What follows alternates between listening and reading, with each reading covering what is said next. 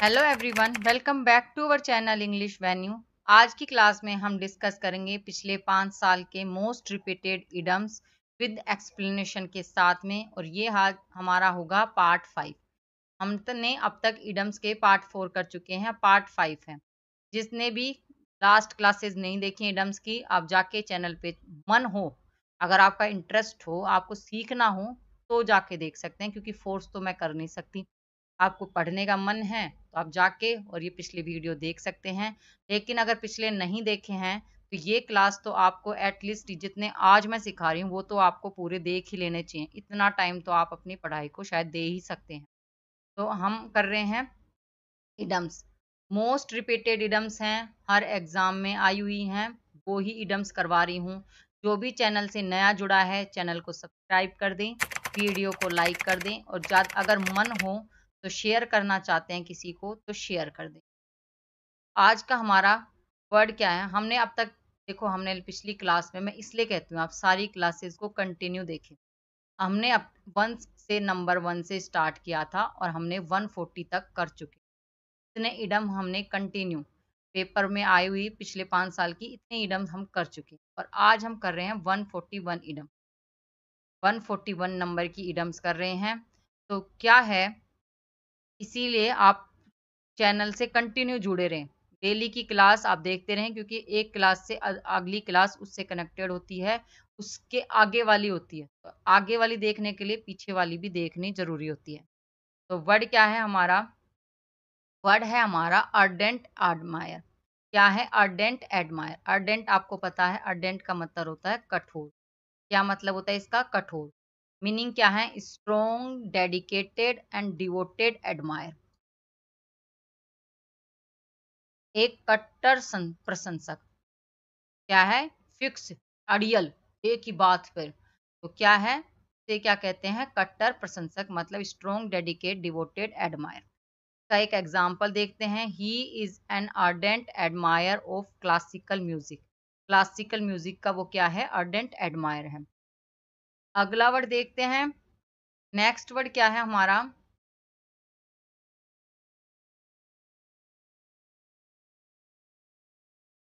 Next word है हमारा अर्डियस task. क्या है? ओडियस टास्क।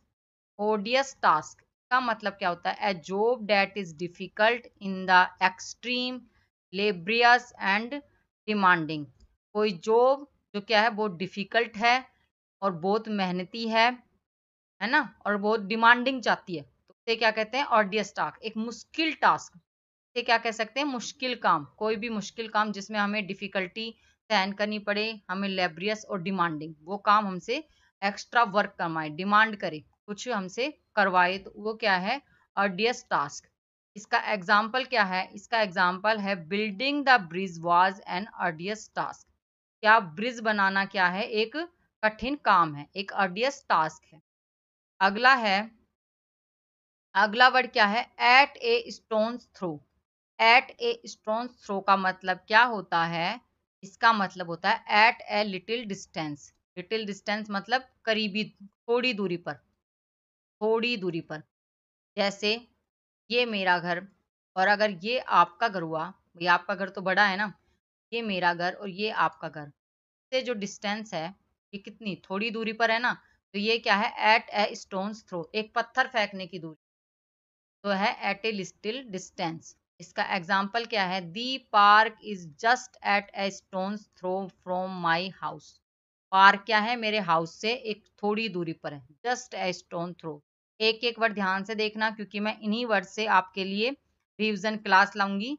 और ये क्लास हम डेली संडे को, मैंने फिक्स किया है कि हम संडे को डिस्कस करेंगे, क्योंकि कई स्टूडेंट्स क्या होते हैं, सैटरडे संडे का ऑफ लेते हैं। वो पढ़ाई एक जॉब थोड़ी ना है जो आप सैटरडे संडे को ऑफ करते हैं। आपको तो कंटिन्यू पढ़ना है जब तक आप कोई जॉब ना क्रैक कर लें। इसलिए संडे को हम डेली इनके टेस्ट करवाऊंगी मैं आपको इन्हीं वर्ड्स के। अगला वर्ड क्या है? अगला वर्ड है arm and a leg. Arm and a leg का मतलब क्या होता है? An extremely high price to. क्या है? कुछ भी ऐसा जो बहुत महंगा है, कोई चीज खरीदना इतना कि जो हाई प्राइस है, जिसका बहुत भारी कीमत है, हाई प्राइस है, तो क्या है? Arm and a leg. जैसे अगर आप भाई आप तो खरीद सकते हैं, पर मैं अगर बात करूं कि हमारे लिए कितनी 4 फ्लोर पूरा, जहाँ भी आप रह रहे हैं पूरी एक बिल्डिंग के पूरा एक फ्लोर खरीदना, ये क्या है हमारे लिए आर्म एंड लेग है। आर्म एंड ए लेग, ये लेग है, क्या है कीमत भारी है इसकी। अगर इसके एग्जाम्पल की बात करें, इसके एग्जाम्पल की बात करें तो क्या बनेगा इसका example, the repairs cost an arm and a leg. Repair करवाने की कॉस्ट क्या है, आर्म एंड लेग, हम नहीं करवा सकते उसको रिपेयर, वो बहुत महंगा है। अगला है, अगला वर्ड क्या है, आर्म्ड टू द टीथ। क्या है, आर्म टू द टीथ, मतलब हैवीली आर्म्ड, एकदम सेना में सैनिक तैनात हैं पूरे। चाहे चाहे आज हम अपोजिट देश हमसे, विपरीत देश, पूरा दूसरा देश हमसे लड़ ले तो हम तैयार हैं। ऐसे ही आजकल के जो स्टूडेंट्स हैं ना वो तैयार हैं। मैं उन स्टूडेंट्स की बात कर रही हूँ जो एक बात का क्या होता है ना, आजकल की जो यंग जनरेशन है वो क्या होती है, हमेशा आर्म एंड टू तैयार होती है, हम हमेशा तैयार होती है लड़ाई करवाने के लिए, किसी से लड़वा लो उनको। तो क्या है इसका मतलब, इसके एग्जाम्पल क्या है, the soldiers were arm to the teeth for the mission. Mission के लिए सोल्जर एकदम तैयार हैं, और ये आपको अपने स्टडी में होना चाहिए। आपको क्या होना चाहिए, आर्म टू द टीथ होना चाहिए। अगला है, अगला वर्ड है आर्म ट्विस्टिंग। आर्म ट्विस्टिंग क्या है, अपनी to apply pressure on someone to get him to do something we want. किसी को प्रेशर करना कि to apply someone to get him to do something we want, कि जो हम चाहते हैं वो उसको करने के लिए उसे प्रेशर करना, तो उसे क्या करना, आर्म ट्विस्टिंग करना। अगर इसके एग्जाम्पल की बात करें, इसका एग्जाम्पल क्या है, इसका एग्जाम्पल होगा, इसका एक एग्जाम्पल बना के देख लेते हैं। इसका एग्जाम्पल क्या है, दी लॉयर। अब लॉयर क्या है, ये लॉयर की क्वालिटी बता रहे हैं। बेचारे लॉयर जो है ना वो used some arm and twisting, ये उनके लिए जरूरी भी है। अगर वो आर्म ट्विस्टिंग ना करें, अपनी जद्दोजहद ना करें, तो वो केस को जीत कैसे सकते हैं। उनकी जॉब भी यही है, tactics to get the witness to testify, क्या है, जांच के लिए गवाही को क्या करना, वकील ने गवाह को गवाही देने के लिए कुछ दबाव दिया। लॉयर ने क्या किया, यूज सम आर्म ट्विस्टिंग, कुछ उससे उल्टे सुल्टे जवाब पूछे ताकि वो फंसे, ताकि वो अपनी गवाही सही से दे पाए। अगला वर्ड क्या है, अगला वर्ड है to pour cold water. To pour cold water, क्या किसी के इरादों पर ठंडा पानी डालना, मतलब to be critical and doubtful of a plan that someone is excited about.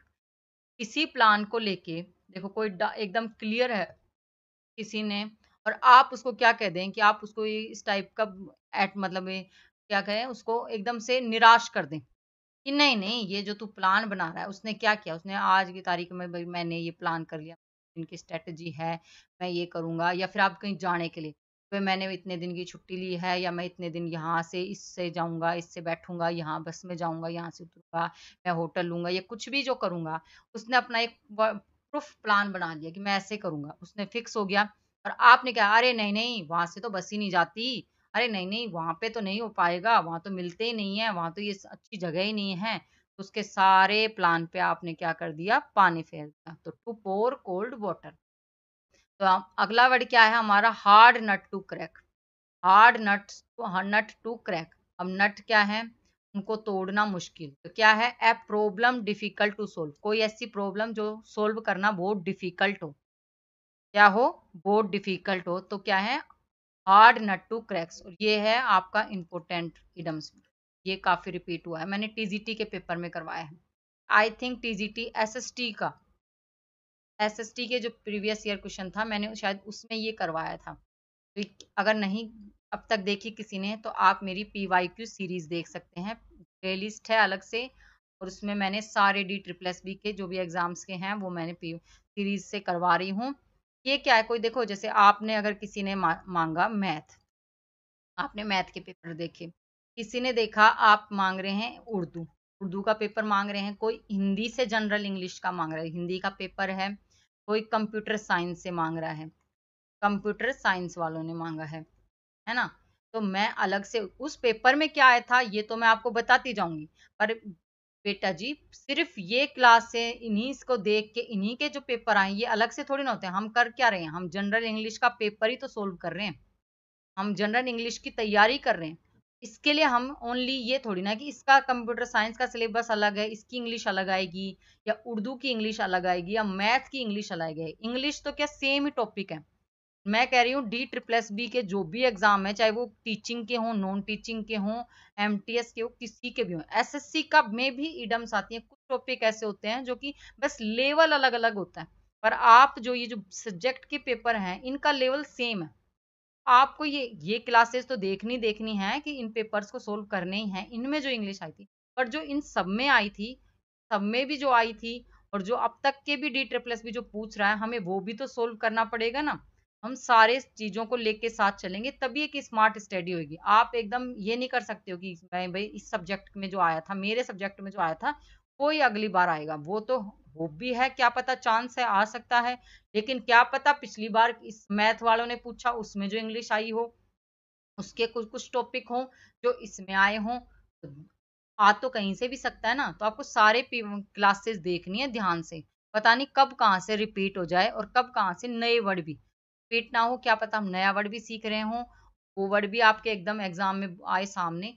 पर देखना कुछ आएगा जरूर जो आप वहां जाके सोचोगे कि काश मैं मैडम की पूरी क्लास देखता।